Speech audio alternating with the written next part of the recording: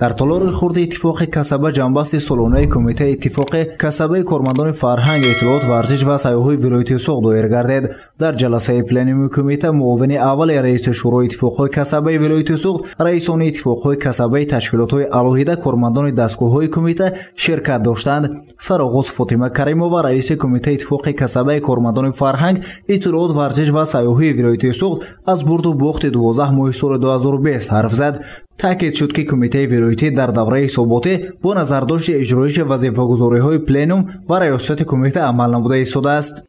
дар таърихи 5 марти соли 2020 дар особхонаи таърихи муассисаи давлатии маҷмӯи фарҳанги таърихии қалъаи Хуҷанд бо хӯрӣ бахшида ба рӯзи модар бо номи офарандаи нуру зебогӣ ва покизагӣ бо иштироки намояндагони раёсати фарҳанги вилояти Суғд, намояндаи раёсати кор бо занон ва оилаи вилояти Суғд, шоираи халқии ҷумҳурии Тоҷикистон устод Фарзона ва собиқадороне ки барои пешрафти соҳаи фарҳанг саҳми арзанда гузоштанд баргузор карда шуда.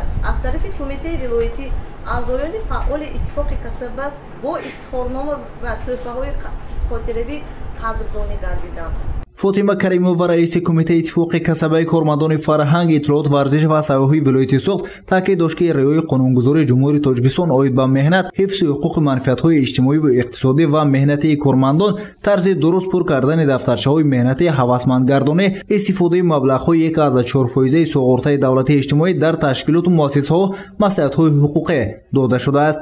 ин амалҳо дар қасри фарҳанг, ансамбли шашмақомхонони нури хират, ансамбли фалак, бахшҳои фарҳанги ноҳияи Септамен, ашт кони бодом, Истиқлол, Бобуҷон Ғафуров, китобхонаи вилоятии оммавӣ ба номи Тоҷхоҷои Асирӣ ва дигар ташкилоту муассисаҳои соҳа тариқи суҳбатӣ ва телефонӣ низ маслиҳатҳои ҳуқуқӣ дода шудааст. дар давраи ҳисоботӣ аз тарафи кормандони кумитаи вилоятӣ 2 семинари дастурдиҳӣ ва 5 мизи мудаввар бо иштироки ҳуқуқшиноси шӯрои иттифоқҳои касабаи вилояти Суғд Бузуруков Иномхоҷа Атабекович гузаронида шуд.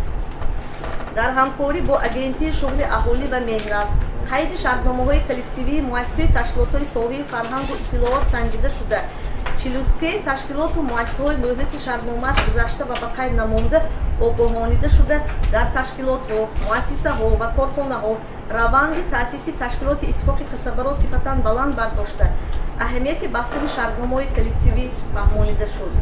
оид ба масъалаҳои хештаншиносӣ, пост доштани арзишҳои ваҳдати миллӣ, пешгирӣ аз ифротӣ, ташкилотҳои иттифоқи касабаи соҳа тибқи нақша амал намуда дар муассисаҳои соҳа суҳбату вуқӯъиҳо, намоишҳои китобӣ, маҳфилҳои илмӣ-адабӣ гузаронида шудааст. дар идомаи чорбини муаррифии китоби собиқадори мақомоти иттифоқи касаба ва соҳаи сайёҳӣ Нодирҷон Солиҳҷонов доир гардид.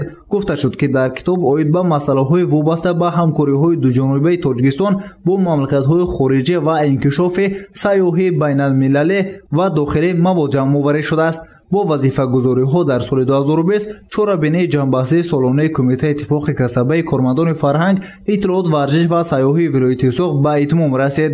гузориши Саид Мухторов, Саид Анвар, Насимҷон Раҳимов барои барномаи иттилоотӣ Хабар.